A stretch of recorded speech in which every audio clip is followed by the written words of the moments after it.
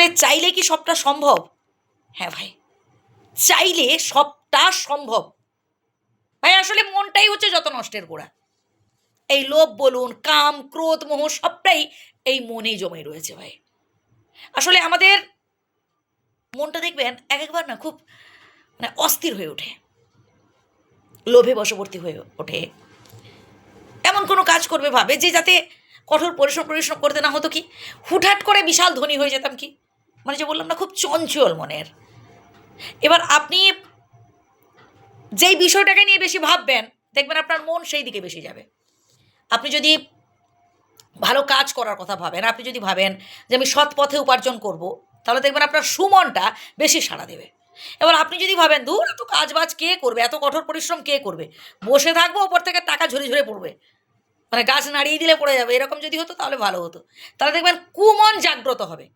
বন্ধু, কথাগুলো শুনতে হয়তো অনেকের খারাপ লাগতে পারে, সরি, কিন্তু আমি বাস্তবটাই বলছি, শেষ পর্যন্ত শুনুন, উপকৃত হবেন।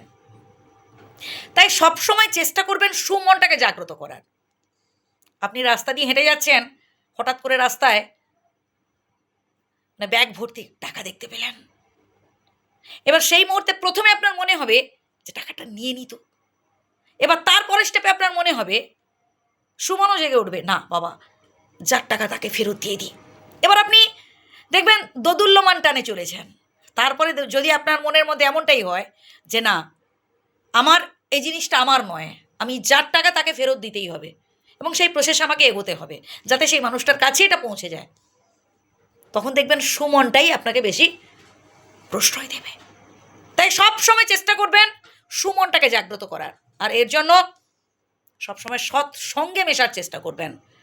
আপনি যত বেশি ভালো ভালো কাজ করবেন, আপনার জীবনে দুঃখ কষ্ট সমস্যা তত বেশি হবে, আমি আগে থেকে বললাম। কিন্তু এতে হতাশ হওয়ার কিছু নেই, এতে টেনশন করারও কিছু নেই যে আমার তো সারা জীবন শুধু দুঃখ কষ্ট অশান্তি, আমি তো এত ভালো পথে আছি, আমি তো এত সৎ পথে চলার চেষ্টা করি, তবুও তো আমার জীবনে দুঃখ কষ্ট। ভাই, বিধাতা আমাদের বারবার পরীক্ষা নেন, কারণ বিধাতা আমাদের পরীক্ষা করে দেখেন যে আমাদের ধৈর্য শক্তি কতটা, আমরা কতটা সৎ মন থেকে।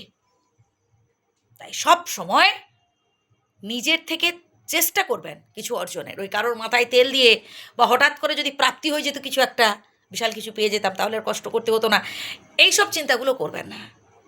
আমি চাই আপনি জীবনে ভালো কিছু অ্যাচিভ করুন, তাই কথাগুলো বললাম। আর এর জন্য কঠোর পরিশ্রম করতে হবে, পরিকল্পনামাফিক কাজ করতে হবে, নেগেটিভ চিন্তাগুলোকে বাদ দিতে হবে, পজিটিভ চিন্তা করতে হবে। ভালো থাকবেন, সুস্থ থাকবেন, আর যদি ভুল বলে থাকি ক্ষমা করবেন। তবে আমার প্রত্যেকের কাছে রিকোয়েস্ট, প্রথম থেকে কথাগুলো আবারও শুনবেন।